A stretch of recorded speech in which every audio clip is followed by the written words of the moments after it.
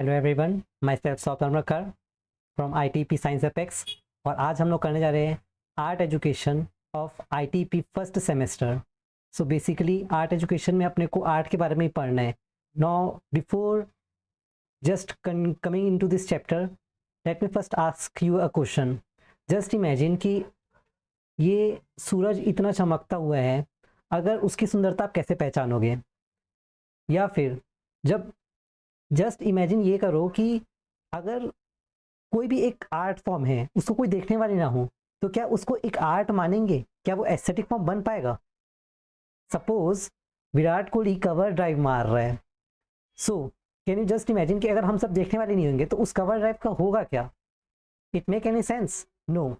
ठीक है, तो आज हम लोग उस फिलोसॉफी के बारे में पढ़ने जा रहे हैं जो कि अपने को आर्ट एजुकेशन में पता चलेगा। सो बेसिकली जो आपका फर्स्ट यूनिट है वो आपका importance of art and aesthetic के बारे में बताता है। ठीक है, तो हम लोग इसको बहुत ही शॉर्ट प्रिसाइज रखेंगे और कॉन्सेप्चुअल चीज़ों को अपन समझेंगे। तो द एनाटॉमी ऑफ ब्यूटी, मतलब हम अंदर की सौंदर्यता को अपन इस यूनिट के बारे में जानेंगे। सो व्हाट इज ब्यूटी? ठीक है, ब्यूटी जो है उसको अपन एक्चुअली में डिफाइन नहीं कर सकते।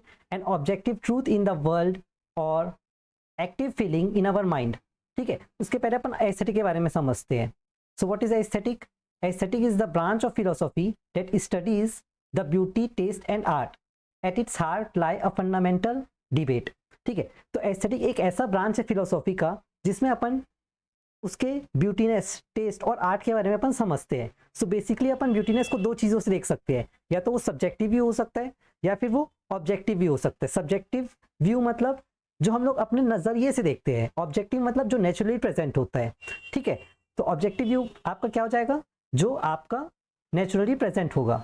ठीक है, तो इसमें आपका यही चीज़ बोलता है, it argue that aesthetic properties like beauty are mind independent. मतलब किसी के दूसरे सामने वाले के माइंड पे डिपेंडेंट नहीं रहता, ये खुद में ही रहता है। सपोज अगर मेरे अंदर टीचिंग एबिलिटीज है तो वो मेरा ऑब्जेक्टिव व्यू है। अब आप उसको कैसे समझ रहे हो, that is a subjective view. Clear है? तो सब्जेक्टिव व्यू क्या है? It lie in the eye of beholder. ठीक है, aesthetic property depend on personal, तो ये person to person personal experience भी डिपेंड करता है। क्या परसेप्शन है, क्या ऑब्जर्वर जो आप देख रहे हो, आप उससे क्या सीख रहे हो, क्या इमोशंस आपके जुड़े हैं, वो चीज आपका सब्जेक्टिव व्यू होता है। तो समझ में आ गया? ब्यूटीनेस को अपन दो नजरिए से देख सकते हैं, एक होता है जो हमारे अंदर है और एक जो देखने वाले के नजरिए में है। ठीक है, फॉर एग्जाम्पल कवर ड्राइव जो नेचुरली प्रेजेंट है, ये मतलब ऑब्वियस सी बात है वो हार्डवर्क के कारण प्रेजेंट है, बट वो इंस्टिंक्ट प्रेजेंट है और हम उसे देखते हैं, महसूस करते हैं, फील करते हैं। ठीक है, it is a subjective view. तो समझ में आ गया? Now the next thing is the building block of appreciation. तो एप्रिसिएशन का जो आधार है वो कैसे बना है? सबसे पहले जो फर्स्ट नेमिंग थे, उन्होंने ये जो एस्थेटिक जो वर्ड है वो किसने दिया था? It is the scientist Alexander Baumgarten in 1735। ठीक है, ये एक ग्रीक वर्ड है जो कि एस्थेटिकॉस का मतलब होता है परसेप्टिबल थिंग्स, जो कि तीन कॉन्सेप्ट्स के बारे में बताता है। जो और वो तीन कॉन्सेप्ट्स क्या क्या है? Aesthetic experience, aesthetic judgement and aesthetic attitude. Okay, तो जो आपका एस्थेटिक एक्सपीरियंस है, ठीक है, आपका एस्थेटिक एक्सपीरियंस वो क्या बताता है? इट इज एन, मतलब बेसिकली सिर्फ कहने का मतलब ये एस्थेटिक एक्सपीरियंस आपका, आप क्या देख रहे हो उसके बारे में बताता है। ठीक है, क्या सिद्धांत है उसके नहीं, आपको वो महसूस कराता है। एक्सपीरियंस करना मतलब महसूस करना, आप उससे क्या महसूस करते हो। जजमेंट मतलब कंपेयर करना, और एटीट्यूड मतलब आप उसके बारे में उसका जो बिहाइंड द फिलोसॉफी है वो समझते हो। जैसे कुछ सॉन्ग्स ऐसे होते हैं कि स्टार्टिंग में सिर्फ अपन जब छोटे होते हैं तो अपन सिर्फ उसको एक्सपीरियंस करते हैं, फिर जब बड़े होते हैं तो उसका मतलब समझ में आता है, तो वो एस्थेटिक एटीट्यूड हो गया। एस्थेटिक एक्सपीरियंस क्या है? सिर्फ महसूस करना। जजमेंट मतलब जैसे अभी भी अपन अभी बड़े हो गए फिर भी अपन CSK RCB ऐसा करते रहते हैं ना, it is also type of judgement. ठीक है, तो एस्थेटिक एक्सपीरियंस जो है वो सिर्फ अपन महसूस करते हैं, मतलब उसके पीछे का अपने को फिलोसॉफी नहीं पता। हम लोग इसमें जैसे सपोज एक अच्छा सा फ्रूट है तो अपन उसको खाने के बारे में सोच रहे हैं, तो वो एस्थेटिक एक्सपीरियंस नहीं है, बट अपन उसको समझ रहे कि सपोज मैंगो है तो बहुत ही मीठा है, उसके रस के बारे में समझ रहे हैं, तो वो सब चीज़ें क्या हो गई? एस्थेटिक एक्सपीरियंस हो गई। ठीक है, तो इसलिए यहाँ पर लिखा गया है, एक फिलोसोफर थे इमॉल कंट, ठीक है, इमैनुअल कंट करके, जिन्होंने डिसइंटरेस्टेड प्लेजर के बारे में बताया था। A form of enjoyment detached from, मतलब डिसइंटरेस्टेड प्लेजर का मतलब ये है कि यहाँ पर आप उस चीज पे जज नहीं करोगे कि वो क्या चीज है, मतलब आप सिर्फ उसको एक्सपीरियंस करोगे कि हाँ भाई जो चीजें है वो कितनी अच्छी है, ठीक है। तो अपन डिसइंटरेस्टेड प्लेजर के बारे में अपन यहाँ पर समझते हैं एस्थेटिक एक्सपीरियंस में, जबकि जो आपका ये होता है एक्सपीरियंस, अब सपोज जैसे एग्जांपल यहाँ पर दे दिया गया है एक्सपीरियंसिंग अ स्टॉर्म, तो सपोज जब स्टॉर्म मतलब बिजली कड़कता है तो अपन सिर्फ उसको महसूस करते हैं, हम लोग ये नहीं सोचते कि उसके पीछे का डेंजर क्या है ना। हम लोग को सिर्फ वो देखने में अच्छा लगता है जो लाइटनिंग होता है। सपोज जैसे कि आप लोग इस डायग्राम में देख सकते हो ये वाला, ठीक है, इस डायग्राम में आप देख सकते हो, तो इसमें क्या हो रहा है, कितना अच्छा लग रहा है देखने पे। वैसे ही तो एस्थेटिक एक्सपीरियंस मतलब वही चीज हुआ, आपको सिर्फ देखने में महसूस कर रहे हो आप। जजमेंट मतलब कंपेयर कर रहे हो कि अब सपोज इंडिया में जो लाइटनिंग हो रहा है, ठीक है, इंडिया में जो लाइटनिंग हो रहा है वो सिर्फ नॉर्मली हो रहा है, बट किसी दूसरे अदर कंट्रीज में वो अरोरा लाइट्स जो अपन बोलते हैं वो डिफरेंट डिफरेंट कलर्स के हो रहे हैं, तो अपन उसको जज कर रहे हैं, ठीक है। या फिर अपन म्यूजिक्स को जज करते हैं, तो एस्थेटिक जजमेंट हो गया वो। तो ये डिपेंड करता है दिस म्यूजिक इज ब्यूटीफुल और दिस पेंटिंग इज बैलेंस्ड, ठीक है। म्यूजिक ब्यूटीफुल है या पेंटिंग बैलेंस्ड है, आर एस्थेटिक जजमेंट, तो ये जजमेंट पे बेस्ड है और ये डिपेंड करता है हर एक पर्सन टू पर्सन, ठीक है। सपोज किसी को अरिजीत सिंह का पसंद है, किसी को दर्शन रावल का पसंद है, ठीक है, तो सबके जो म्यूजिक टेस्ट है वो अलग है, मतलब जज करते हैं, ठीक है। एस्थेटिक एटीट्यूड मतलब उसके पीछे का जो फिलोसॉफी है वो अपने को जानना है, ठीक है, मतलब वो हमारे लिए क्या चीज का यूजफुलनेस, यहाँ पर अपन अपने स्वार्थ के बारे में थोड़ा सा डिटैच हो जाते हैं, ठीक है। तो ये चीज अपने को एस्थेटिक एटीट्यूड बताता है। तो अपन ये बोल सकते हैं the building block of appreciation के बारे में, okay. So the next thing is moving beyond what I like it, okay. तो बेसिकली अपने को इसमें ये पता चलता है पसंद से लेके परख तक का जो सफर है, ठीक है, मतलब एक पसंद आना अलग चीज होती है, ठीक है, on a general way. Suppose ये अब आप लोग कॉलेज लाइफ में हो तो आपको कोई पर्सन पसंद आ रहा है, ठीक है, तो सिर्फ पसंद आना, बट उसको फिर धीरे धीरे समझना परखना इज अ डिफरेंट थिंग, ठीक है। तो पसंद से लेके परख तक का जो सफर है वो भी एक आर्ट है, ठीक है, ठीक है। तो अपन इसमें यही चीजें समझते हैं कि suppose just take an example कि एक आर्टिस्ट है और एक ऑब्जर्वर है, तो आर्टिस्ट ने अपने फॉर्म ऑफ एक्सप्रेशंस को पूरा उसमें डाल दिया, एक पेंटिंग बना रहा है या एक म्यूजिक कंपोज कर रहा है, तो उन्होंने क्या किया, पूरा जो उनका जो भी था, जैसे सपोज अरिजीत सिंह हो गए, तो इन लोगों ने अपना जितना भी अंदर के जो स्किल्स थी, उनके अंदर जैसे भी इमोशंस थे उसको उस सॉन्ग में डाल दिया। बट अब अपन ऑब्जर्वर है तो अपन उसको कंपेयर करेंगे, मतलब कंपेयर भी करेंगे और महसूस भी करेंगे, फील भी करेंगे, ठीक है। तो अपने को क्या चीज पसंद है क्या चीज पसंद नहीं है, ये इसी चीज पे बेस्ड होता है। ये एक सोफिस्टिकेटेड एप्रिसिएशन है जिसमें आर्ट जो है वो क्या रिक्वायर करता है, एक पर्सनल क्राइटेरिया रिक्वायर करता है, मतलब हर एक की जो पर्सनल क्राइटेरिया होती है वो अलग अलग होती है। अगर मुझे जो चीज पसंद है वो आपको पसंद नहीं ही हो सकती, ठीक है। तो it feel a certain way, सबकी जो पर्सनल वैल्यूज होती है, जो पर्सनल टेस्ट होती है वो अलग होती है। तो इसीलिए अपन बोल सकते हैं कि जो आर्ट है वो एक इंडक्टिव प्रोसेस है। You start by process, you start by examining. सबसे पहले आपने किसी काम को पकड़ा तो आप सबसे पहले प्रोसेस समझोगे, फिर उसको एग्जामिन करोगे, जज करोगे कहाँ तक अपने को जाना है, फिर उसके पैटर्न को समझोगे, उसके वैल्यूज को समझोगे और उसका जो रिजल्ट आएगा उसके बारे में समझोगे। सपोज जैसे कि ये मेरा क्राइटेरिया मैं बोल सकता हूँ, ठीक है, तो ये मेरा क्राइटेरिया हो गया। तो मेरा क्राइटेरिया क्या है, नैरेटिव। सपोज मैं किसी एक पोएम लिखना चाहता हूँ, सबसे पहले मैं एक नैरेटिव सेट करूंगा। सपोज पोएम क्या, मैं इस स्लाइड को आपको समझा रहा हूँ, तो मेरा mind, back of the mind मुझे ये पता है कि यहाँ पर आपको क्या समझाना है, तो ये नैरेटिव हो गया। मैं आपको इसमें क्या इमोशनल इंपैक्ट डालूंगा, ये चीज, ठीक है। उसमें मैं कैसा हारमोनी, मतलब उसको कैसे सिंक्रोनाइज करूंगा उसके बारे में, उसको कितना कॉम्प्लेक्स रखना है कि कितना सिंपल रखना है उस चीजों के बारे में, टेक्निकल स्किल्स के बारे में, उसका जो ओरिजिनलिटी है कितना ओरिजिनल रखना है मुझे इसके बारे में। तो ये सब एक मेरा क्राइटेरिया है जो कि बताता है कि मुझे एक स्टार्टिंग स्टेज से लेके एक सफर तक के मुझे कैसे जानना है। तो मैं आप सबसे बोलता हूँ कि अपने आप से खुद पूछो कि what about this piece do you remember at the end, मतलब अगर मैं आपको अभी तक जितने भी चीजें बताया उसमें आपको क्या समझ में आया, क्या आपको मेरा कुछ ऐसा वर्ड्स समझ में आया? आपको क्या जो भी मैंने स्लाइड्स में जो प्रेजेंट किया उसमें आपको कुछ कलर समझ में आया? क्या आपको जो मैंने नैरेटिव सेट किया है वो आपको समझ में आया? तो ये सब चीजें जो आप सोच सकते हो यही आपको बताता है आपके आर्ट के बारे में। क्लियर है? सो the next thing is art. Art क्या है?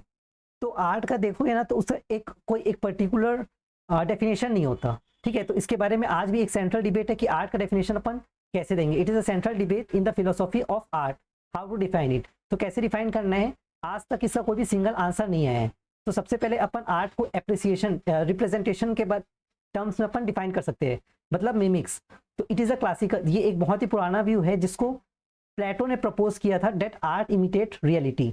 मतलब आर्ट, कोई भी जो आर्ट होता है वो क्या करता है, वो कॉपी करता है जो रियलिटी है उसी चीज के बारे में। सपोज जैसे स्टैंड अप कॉमेडी में अभी बिग बॉस का जो एक कंटेस्टेंट था वो गया था, तो वो क्या करता है, वो एक्चुअली में जो रियलिटी है उसी चीज को एक स्टैंड अप वे में प्रेजेंट करता है, बट उसकी जो चीजें होती है ना वो सच होती है, ठीक है। तो वही चीज बोलता है art imitate the reality, it is a representation. Second, अपन आर्ट को डिफाइन कर सकते हैं एज अ एक्सप्रेशन। आर्ट को अपन एक्सप्रेशन के फॉर्म में डिफाइन कर सकते हैं। It is art is a vehicle for artist to express the emotion, अपने इमोशंस को एक्सप्रेस करने के लिए या अदर मेंटल स्टेट को एक्सप्रेस करने के लिए। जैसे सपोज ऐसा बोला जाता है कि अगर आपको कभी सैड फील होता है तो आप एक डायरी में लिख लीजिए, ठीक है। तो अपन क्या करते हैं, अपन अगर किसी चीज को नहीं बता पाते तो क्या करते हैं, हम एक डायरी लेते हैं उसमें लिखते हैं। तो हम लोग क्या हो गए, एक आर्टिस्ट हो गए जो कि अपने इमोशंस को एक्सप्रेस करते हैं या अदर मेंटल स्टेट को एक्सप्रेस करते हैं। थर्ड डेफिनेशन, अपन आर्ट को अपन बता सकते हैं as a significant form. Significant form के बारे में अपन आर्ट को बता सकते हैं। द फॉर्मेलिस्ट व्यू, ये क्या था, जो प्लेटो वाला जो था मिमिक्स वाला वो क्लासिकल व्यू था, और ये जो है सिग्निफिकेंट व्यू, मतलब यहाँ पर आप डायग्राम देख सकते हो। तो डायग्राम में क्या है, ये बहुत सारी रोज एंड लाइंस में डिवाइडेड है, ठीक है। तो अरेंजमेंट ऑफ लाइन, कलर और फॉर्म ये सब्जेक्ट पे डिपेंड नहीं कर रहा है। जैसे बच्चे लोग क्या करते हैं, कुछ भी चीजें होती है डायग्राम तो उसको अपने मन से अनार आम को ये इस तरीके से लिख देते हैं, ठीक है। तो वो उनका आर्टिस्टिक फॉर्म है, ठीक है, एक सिग्निफिकेंट फॉर्म है, बट वो भी एक आर्ट हो गया। तो arrangement of line, colour and form के बेस पे भी अपन आर्ट को डिफाइन कर सकते हैं। द लास्ट डेफिनेशन में be from the social convention, मतलब हमारा समाज क्या बोलता है उसके बेस पे, ठीक है। तो institutional theory which argue that object become art, कोई भी जो ऑब्जेक्ट है, सपोज ये एक ऑब्जेक्ट है, तो ये ऑब्जेक्ट जो है एक आर्ट बन जाता है कब, when the art word deems it so, जब इसको आर्ट वर्ड समझता है। जैसे सपोज मार्कल डक हैम्प का जो फाउंटेन है, इसको आप सर्च करना, आपको समझ में आ जाएगा कि आर्ट का मतलब क्या होता है, ठीक है।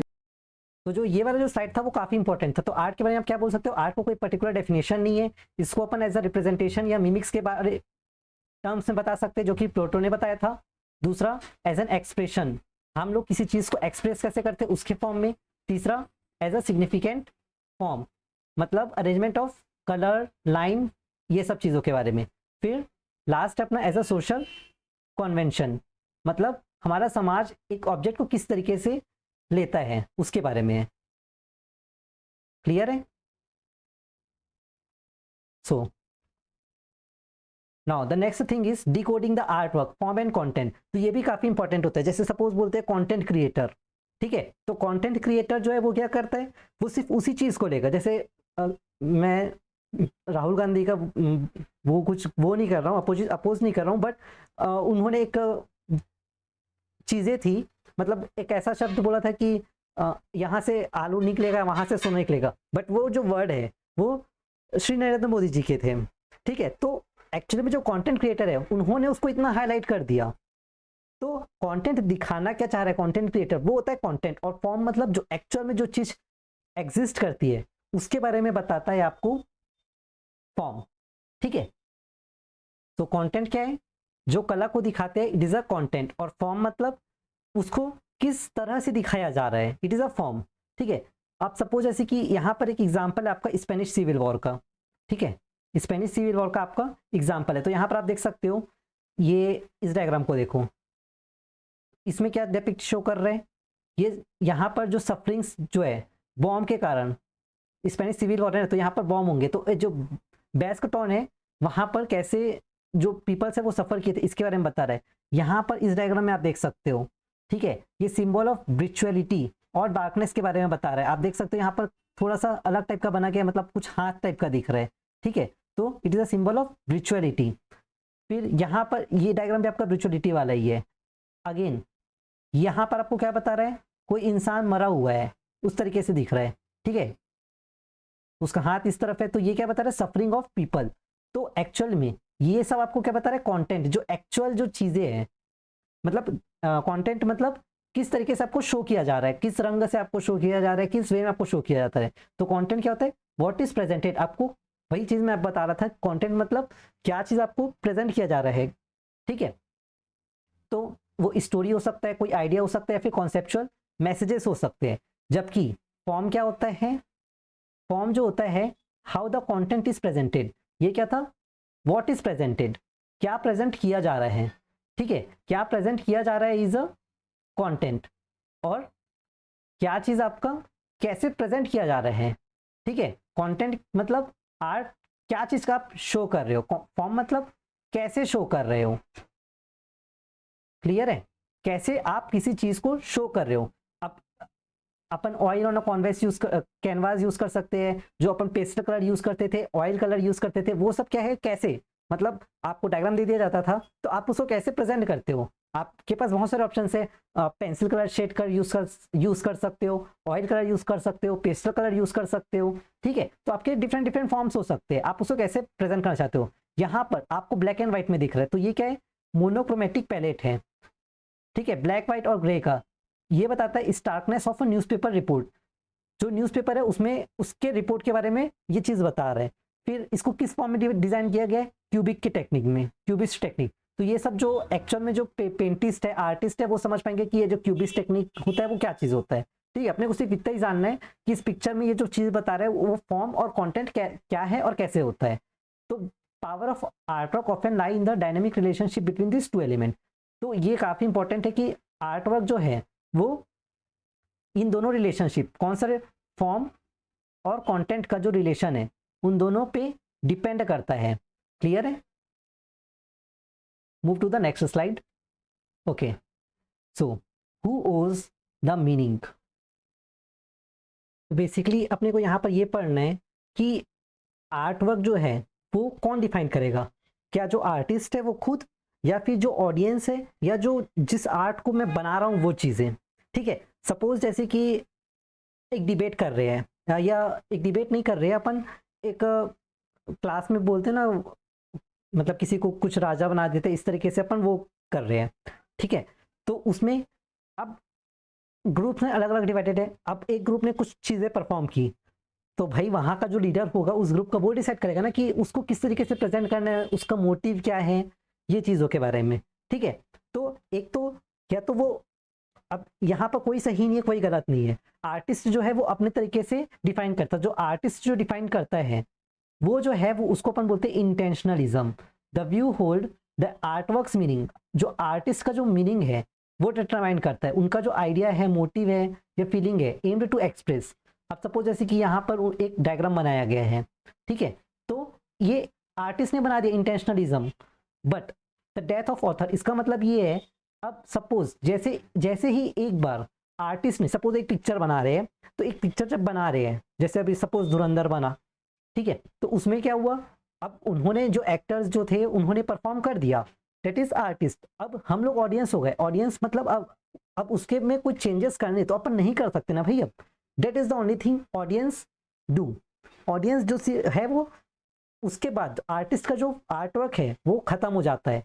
तो यहाँ पर अपने को एक कॉन्सेप्ट लेते हैं रोनाल्ड बार्थ से, वो यही चीज बोलते हैं कि एक बार अगर जो काम है वो रिलीज हो गया पब्लिकली, तो ऑथर का जो आइडेंटिटी है और जो इंटेंशन है वो इररिलेवेंट हो जाता है, मतलब उसका कोई मतलब नहीं रह जाता, ठीक है। तो वही चीज मैं आपको बताता, सब जो धुरंधर वाला जो एग्जांपल था उसमें मैं आपको यही चीज बताने की कोशिश करता, आर्टिस्ट ने परफॉर्म कर दिया, डायरेक्टर ने उसको लिख दिया, सब कुछ हो गया, ऑडियंस ने अब उनका बारी है रिव्यू देने की। अब उसमें और अगर सपोज उसमें कोई अच्छा चीज कर सकते थे या किसी चीज सीन को डिलीट करना है तो अब वो चीज नहीं कर सकते क्योंकि अब वो रिलीज हो चुका है। Intentional fallacy, only what is on the art work. अब मतलब अब एक्चुअली में धुरंधर मूवी जो है वो इट इज एन इंटेंशनल फेलेकेसी, ठीक है, it is an intentional fallacy. मतलब वो आर्ट वर्क जो हो चुका है वो खुद डिफाइन करेगा कि हाँ भाई उसका मतलब क्या है, ठीक है। तो अपन धुरंधर मूवी से जो भी सीखे उस चीज के बारे में समझते हैं, क्लियर है। सो वो चीज बताती है आपका intentional fallacy. Now the next thing, a journey through western aesthetic thought. मतलब जो आर्ट और एस्थेटिक का जो फॉर्म है वो सदियों से कैसे चलती आ रही है उस चीज़ों के बारे में अपने को पढ़ना है। तो अगर अपने को हिस्ट्री जानना है तो अपन इसमें आंसर लिखना है तो लिख सकते हैं, एक बार अपन जस्ट गो थ्रू इट कर लेते हैं ताकि आप आंसर्स को बड़ा कर सके। सबसे पहले एंशियन थ्योरी में जैसे हम लोगों ने कहा था कि प्लेटो ने थ्योरी ऑफ मिमिक्स के बारे में बताया था, ठीक है, उस चीज को एंशियन टाइम में बताया गया। फिर एरिस्टोटल है जिन्होंने बोला था इमिटेशन मोर पॉजिटिवली, ठीक है, जो अपन कॉपी करते हैं वो पॉजिटिवली करते हैं एज अ वे टू, ताकि वो यूनिवर्सल ट्रूथ को रिवील कर सके।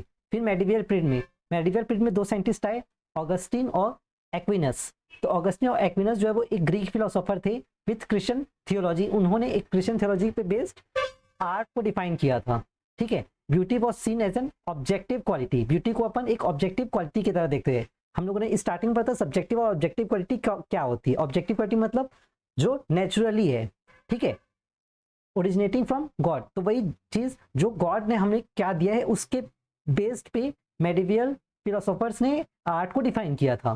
फिर एनलाइटमेंट, मतलब 18th सेंचुरी में जो आर्ट है उसको एनलाइटमेंट के फॉर्म में डिफाइन किया गया था इमैनुअल कंट। इसको भी, ये वर्ड भी हम लोगों ने पढ़ चुका है, जो कि बताया गया था कि जो एस्थेटिक वाला जो था, यहाँ पर मैंने आपको बताया था, लेट मी सी, ये वाला सॉरी इधर, ठीक है, इमैनुअल कंट एस्थेटिक एक्सपीरियंस के बारे में, ठीक है। तो इमैनुअल कंट ने डिस्क्राइब किया था 18th सेंचुरी में अबाउट द प्लेजर, ठीक है, डिसइनहेरिटेंट प्लेजर के बारे में उन्होंने बताया था। फिर आते हैं 19th सेंचुरी में हैगल ने आर्ट को एक मैनिफेस्टेशन ऑफ ट्रूथ के फॉर्म में दिया था। आप बाकी पढ़ सकते हो, स्कोपेनियर एंड नीट्जे, जो कि जिन्होंने अलग से डिफाइन किया था। फिर 20th सेंचुरी, मतलब अगर आपको थोड़ा बड़ा करना है तो आप एक एक चीज़ के बारे में पढ़ सकते हो। जैसे एंशियन में प्लेटो के बारे में पढ़ सकते हो, इसमें आप ऑगस्टिन के बारे में पढ़ सकते हो, इसमें आप इमैनुअल कंट के बारे में पढ़ सकते हो। 19th सेंचुरी में आप हैगल के बारे में पॉइंट लिख लिए, ठीक है। इंस्टीट्यूशनल थिंकर्स के बारे में भी हम लोगों ने पढ़ा जो कि 20th सेंचुरी है। तो इस तरीके से आर्ट जो है वो अलग अलग वे में डिफाइन किया गया है। तो इसलिए बोला जाता है कि आर्ट को एकदम एक ही पर्टिकुलर डेफिनेशन नहीं दिया गया, जैसे हर एक का होता है ना डेफिनेशन, वैसे इसमें नहीं होता। क्लियर है? आई होप सो कि आपको क्लियर, सब कुछ क्लियर होगा, समझ में आ रहा होगा। आप इसका नोट्स बना सकते हो या फिर समझ भी सकते हो, that's more than enough for this unit, okay. और अगर आपको समझ में आ रहा है सो लाइक शेयर सब्सक्राइब जरूर कीजिएगा, okay. So theory of trust, theory of trust में ये मैं आपको बता दूं, ये सबसे इंपॉर्टेंट है, सबसे ज़्यादा इंपॉर्टेंट टॉपिक है। ये मैं आपको लिख के दे सकता हूँ, इसमें से क्वेश्चंस आएंगे ही आएंगे, वेरी वेरी इंपॉर्टेंट। तो इंपॉर्टेंस ऑफ ट्रस्ट थ्योरी पूछता है, और आर्ट का डेफिनेशन पूछ सकता है, एस्थेटिक का डेफिनेशन पूछ सकता है। तो हम लोगों ने आर्ट एस्थेटिक कवर अप कर लिया है। Know the last is theory of रस। रस मतलब नाम से ही समझ में आ रहा है, रस मतलब जैसे सपोज जब अपन किसी चीज़ों को बनाते हैं, कुछ भोजन बनाते हैं, मम्मी जब खाना बनाती है तो क्या करती है, उसमें डिफरेंट डिफरेंट टाइप का फ्लेवर को ऐड करती है, ठीक है। तो वही चीज़ आपका रस के बारे में बताता है। तो सबसे पहले रस के बारे में नाट्यशास्त्र में लिखा गया था, एंशियंट टेक्स्ट था। तो नाट्यशास्त्र में भरत मुनि करके एक फिलोसोफर अपन बोल सकते हैं, जिन्होंने सबसे पहले रस के बारे में बताया था। उन्होंने एक शब्द कहा था कि जो भाव होता है, भाव का विभाव, अनुभाव और जो संचारी भाव होता है, मतलब स्टेबल इमोशंस जो स्टिमुलेट, जो ट्रिगर करते हैं, और फिजिकल रिस्पॉन्स जो होता है, जो इमोशंस अपन करते हैं, उन सब चीज़ों को संयोग से, मतलब कॉम्बिनेशन से रस का निर्माण होता है। तो अपन इस चीज़ के बारे में पढ़ेंगे कि रस कैसे क्रिएट होता है, उसकी क्या इंपॉर्टेंस है, कितने टाइप के रस होते हैं, ठीक है। तो ये चीज़ें आपको लिखना ज़रूरी होती है। तो सबसे पहले अपन यही पढ़ेंगे कि ये एक इमोशनल और स्पिरिचुअल इम्पैक्ट होता है, जो कि संस्कृत टेक्स्ट में, नाट्यशास्त्र में दिया गया था। इसको किसने डिस्क्राइब किया था? भरत मुनि जी ने, ठीक है। तो इसका मतलब अपन देखेंगे तो जूसी हो सकता है, एसेंस हो सकता है, फिर फ्लेवर हो सकता है। ये डिस्टिंक्ट इमोशनल फ्लेवर्स जो अब हमारे अंदर डिफरेंट डिफरेंट जो इमोशंस होते हैं, हम ये ऐसा बोला जाता है कि हमारे अंदर 9 इमोशंस होते हैं, ठीक है। तो उस चीज़ के बारे में बताता है। इसका गोल ये नहीं है कि अपन एक्सप्रेस कर सके आर्टिस्ट का पर्सनल फीलिंग, बट ये है ताकि अपन जो इमोशनल स्टेट है ऑडियंस का, उसको अपन जागरूक करवा सके, ठीक है। क्योंकि जो आर्टिस्ट जो होता है वो, सपोज अगेन अपन वही नॉर्मल एग्जांपल लेते हैं धुरंधर मूवी में। अब रणवीर सिंह अगर वहां पर कोई इमोशंस वाला चीजें दिखाएगा तो अपने को इमोशन फील होगा, ठीक है। अगर वो भारत के लिए कुछ अच्छी चीजें दिखाएगा तो अपने को वो चीजें फील होगी, ठीक है। मतलब वो आर्टिस्ट पे डिपेंड कर रहा है। तो आर्टिस्ट का काम वही होता है कि आप सामने वाले को कैसे उनका इमोशनल स्टेट को इवोक कर सकते हो, जागरूक कर सकते हो, ठीक है। तो इस तरीके से हमारे पास हमारे अंदर 9 रस होते हैं, ठीक है। तो it is a path to spiritual and philosophical insight. So the mechanics how rasa is created, रस कैसे क्रिएट होता है। तो भरत मुनि के अकॉर्डिंग रस जो है वो क्रिएटेड थ्रू कॉम्बिनेशन ऑफ, अभी मैंने बोला भाव, विभाव, अनुभव और फॉर्मूला से। तो भाव मतलब हमारे अंदर जो इमोशंस है उसको बताता है। विभाव मतलब ट्रिगर द इमोशंस, मतलब एक्सटर्नल स्टिमुलस के कारण से अपने को क्या इमोशंस, सपोज जैसे अपने देश को कोई गलत बोलेगा तो क्या अपने को अच्छा लगेगा, नहीं, हमारे अंदर ऑटोमेटिकली वो इमोशन जगेगा कि, ठीक है। तो वो चीजें होती है, इट इज अ विभाव, ठीक है। अनुभव मीन्स फिजिकल रिएक्शंस और the of the character, response जो करेक्टर जो शो करवा रहा है उसका फिजिकल रिएक्शन क्या होगा, जो स्माइल हो सकता है, टीयर हो सकता है। फॉर्मूला स्थाई भाव is a formula into universal aesthetic experience. तो आपको ये चीज भी लिख सकते हो, भाव मतलब स्टेबल इमोशंस, विभाव मतलब स्टिमुलस, अनुभव मतलब फिजिकल रेस्पॉन्स और फॉर्मूला, ठीक है, या फीलिंग इमोशंस। तो इन सब चीजों के बारे में भी आप इस तरीके के संयोग से एक रस क्रिएट होता है। मतलब एक इमोशन कैसे क्रिएट होता है, आपके अंदर क्या भाव है, आपको किस चीज ने स्टिमुलेट किया, आपका क्या रेस्पॉन्स होगा, आप आपका इमोशंस कैसे स्टेबल रहेगा, इन सब चीजों के कॉम्बिनेशन से रस क्रिएट होता है। That is the meaning of rasa and how it is created. Okay, so the next is again रस क्या है, इट इज एस्थेटिक फ्लेवर। जो एस्थेटिक फ्लेवर होता है इमोशनल स्टेट एक्सपीरियंस्ड बाय, जो भी इमोशनल स्टेट जो एक्सपीरियंस करता है व्यूअर ऑडियंस, उसको अपन बोलते हैं रस। तो जूस ये ऐसे वर्ड नहीं है, फ्लेवर है ये, ठीक है, it is flavour, juice flavour, इसको अपन बोल सकते हैं। हाउ रस इज क्रिएटेड, तो ये भाव, हमारा भाव क्या है, हमारा विभाव क्या है, स्टिमुलस क्या है, इन दोनों का कॉम्बिनेशन और जो फॉर्मूला है इस पे हमारा बनता है भाव एंड अनुभाव के कॉम्बिनेशन से अपना रस बनता है। तो अपने 9 टाइप के इमोशंस होते हैं, आप देख सकते हो। श्रृंगार रस, हास्य रस, नाम से श्रृंगार मतलब सजना, लव, हास्य मतलब लाफर, हंसने की विधि, स्टैंड अप कॉमेडी, हास्य लाफर हंसाने की विधि, वीर मतलब कॉम्पैशन, ठीक है, रौद्र गुस्सा, विभत्स डर, लगता है ना भाई सेमेस्टर में फेल हो गए तो वही चीज। अद्भुत मतलब वॉरियर, अद्भुत है वो वॉरियर। विभत्स डिस्गस्ट, शांत पीस, माहीन। चलो माई पेंस खुश हो जाओ, ठीक है। सो इंपॉर्टेंस ईस्ट वर्सेस वेस्ट, ये अपन बाद में देखेंगे।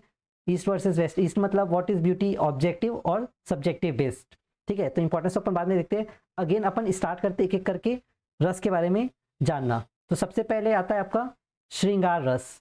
श्रृंगार rasa which focuses on beauty, attraction and devotion.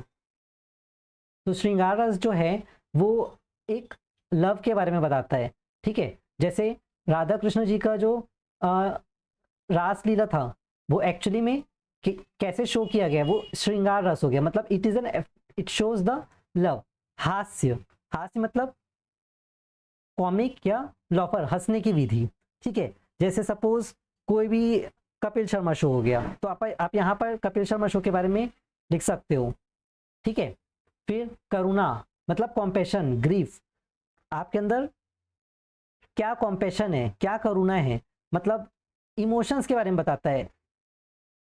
Suppose जैसे कि कोई बैगर है, सच में बैगर है, मतलब उसके पास नहीं है पैसे, वो तड़प रहा है, मतलब खाने के लिए वो थोड़ा सा चाहते हैं कि कोई मुझे पैसा दे दे ताकि मैं खा सकूं। तो आपके अंदर वो करुणा है कि नहीं, वो भाव है कि नहीं कि आप उनका हेल्प कर सकते हो, डेट इज अ करुणा रस। रौद्र रस मतलब एंगर, सबको पता है, ठीक है। फिर वीर रस, वीर रस जो कि आपको बताता है हीरोइक फॉर्म, ब्रेवरी के फॉर्म में, ठीक है, जो हमारे जो आर्मी वाले होते हैं, डेट इज अ वीर रस, ठीक है। जैसे अपन एक वो है ना, वो भी एक शायरी है, खूब लड़ी मर्दानी वह तो झांसी वाली रानी है, वो भी अपन यहाँ पर लिख सकते हैं। फिर भयानक रस मतलब डर, डर का अनुभव, ठीक है। एक है रौद्र, रौद्र मतलब शो करना, जैसे काली माता अपना एंगर शो कर रही है, डेट इज अ रौद्र। बट भयानक फियर मतलब डर लगना, सपोज आग लग गया, डेट इज अ भयानक। बीभत्स मतलब डिस्गस्ट, ठीक है। देन अद्भुत, वंडर, जैसे हमारा ताजमहल का हो गया, तो ताजमहल एक मॉन्यूमेंट है, उसको देख के लगता है वाह कितना अच्छा है। पीस, शांति, माई के फैंस माई को देख के शांत होते हैं, it is an example of शांत रस, ठीक है। तो यहाँ पे 9 टाइप के रस है, आप इसमें 9 टाइप के रस के बता सकते हैं, फिर आप वो क्या शो करता है वो बता सकते हैं, उसके वो क्या है और उसके एग्जाम्पल्स क्या है, इन सब चीज़ों को आप लिख सकते हो, ठीक है। तो आगे ना अपन एक बार और रिवाइज कर सकते हैं क्या क्या रस होते हैं। हास्य रस, 2 बार लिखा गया, हास्य रस, रौद्र मतलब गुस्सा, ठीक है, भयानक, फिर विभत्स, अद्भुत, श्रृंगार रस, और भी बहुत सारे है जो अपन ऑलरेडी वहां पर पढ़ चुके हैं, ठीक है। Why it is important for your anatomy of beauty, जैसे क्यों इंपॉर्टेंट है रस थ्योरी को पढ़ना। तो ऑब्जेक्टिव वर्सेस सब्जेक्टिव, ऑब्जेक्टिव मतलब जो गॉड ने ऑलरेडी दिया है, सब्जेक्टिव देखने वाला, ठीक है। तो इसलिए इंपॉर्टेंट होता है जो चीज़ें होती है रस थ्योरी को पढ़ना, कि आप व्यूअर को क्या दिखाना चाह रहे हो, और जो सब्जेक्टिव भगवान ने हमें क्या आर्टिस्टिक फॉर्म दिया है उसके बारे में। The goal of art transcendental joy, ananda के बारे में बताता है, ठीक है। आप इसके बारे में और भी पढ़ सकते हो ना, आप मैं बोलूंगा कि इसको लिख लेना, इंपॉर्टेंस ऑफ आर्ट के बारे में, रस थ्योरी, व्हाट इज आर्ट, रस थ्योरी, इंपॉर्टेंस ऑफ आर्ट के बारे में आप लोग लिख लीजिएगा, ठीक है। तो रस थ्योरी के बारे में बहुत इंपॉर्टेंट है, व्हाट इज रस, ये काफी इंपॉर्टेंट टॉपिक है। व्हाट इज रस, how rasa is created, 9 type of rasa and उसका इंपॉर्टेंस, तो इन सब ये जो है काफी इंपॉर्टेंट टॉपिक है, इसको आप अच्छे से कर लीजिएगा। इसके अलावा अगर आप इस यूनिट से कोई क्वेश्चन पूछेगा तो what is art, importance of art and aesthetic पूछेगा, ठीक है। अब बाकी जो बच गए वो बहुत ही सिंपल है, मतलब कोई मतलब भी नहीं है वैसे बोल सकते, बट हम लोग एक एक बार इस तरफ से गो थ्रू इट कर लेंगे। एस्थेटिक जो है हर जगह होता है, मतलब ब्यूटीनेस जो होता है वो हर जगह होता है, ठीक है। Aesthetic principle and experience are woven into fabric of our lifes, हमारे हर जगह प्रेजेंट होता है हमारे आसपास में।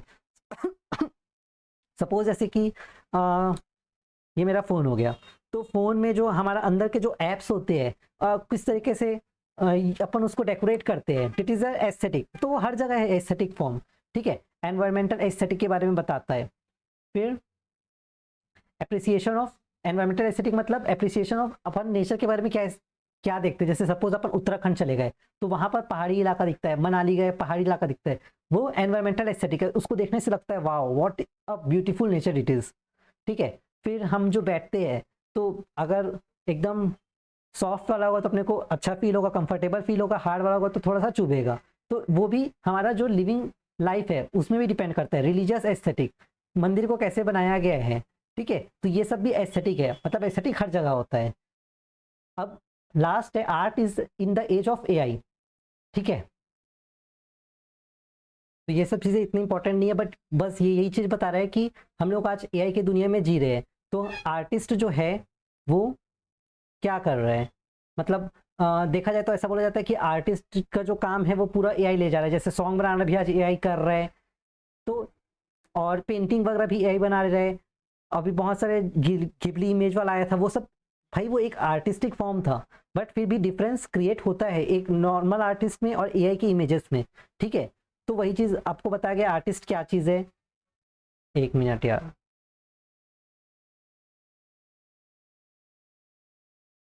ठीक है। देन क्रिएटिविटी, तो क्रिएटिविटी भी उसी चीज़ में आ जाएगा, ओरिजिनलिटी भी इसी चीज़ में आ जाएगा, क्लियर है। New aesthetic when the digital become real, तो यहाँ पर भी आपको कोई इतना इंपॉर्टेंस नहीं है, जस्ट गो थ्रू इट कर लेना, बस ये बता रहे हैं न्यू एस्थेटिक मतलब combination of AI as well as जो आपका ट्रेडिशनल मेथड है उन सब चीज़ों के बारे में। जैसे सपोज ये नॉर्वे का एक ये है, नॉर्वे का करेंसी है, तो अभी जो नया करेंसी है उसमें क्या होता है पीछे तरफ पिक्सेलेटेड फॉर्म में, जबकि पिक्सेलेटेड फॉर्म किसका होता है, एआई का होता है, ठीक है। इसको तो और सामने में जो पहले से जो मौजूद था उसके उस करेंसी के बारे में है, ठीक है। तो इन सब चीज़ों को बताता है आपका द न्यू एस्थेटिक फॉर्म। तो ये भी एक एस्थेटिक फॉर्म है, मतलब आर्टिस्टिक फॉर्म है एक्सप्रेशन का, क्लियर है। फिर योर एस्थेटिक क्वेस्ट, यहाँ पर ऐसा कुछ है नहीं, व्हाट इज ब्यूटी मतलब एक कंक्लूजन पार्ट दे दिया गया है कि quest for understanding beauty is not merely an academic exercise, मतलब ये सिर्फ एक एकेडमिक एक्सरसाइज नहीं है। एस्थेटिक को पहचानना ये एंगेज करता है more deeply within the world, it train our eye, ये हमारे आईज को, हमारे माइंड को to look beyond the surface, उस सरफेस के पीछे पर्दा क्या है, उसका मेन एम क्या है, इसके बारे में बताता है। इमोशनल रिजोनेंस जो रस थ्री है वो बताता है, और हमारा कल्चरल कन्वर्सेशन है उसके बारे में बताता है। The goal is not to find a single final answer what is beauty. इस चैप्टर को पढ़ने के बाद ये नहीं है हमारा मेन गोल की ब्यूटी क्या है, इंस्टेड हम लोग को पूरा अपने आइज को ट्रेनिंग करना है। मतलब अब पहले तो हम लोग सिर्फ सोचते थे ना कि भाई किसी चीज़ को देख लेना, बट उसके पीछे का फिलोसॉफिकल साइड क्या है, हम लोगों ने इन सब चीज़ों को जाना, ठीक है। सो आई होप कि आपको ये समझ में आया होगा। Thank you, like share subscribe ज़रूर कीजिएगा।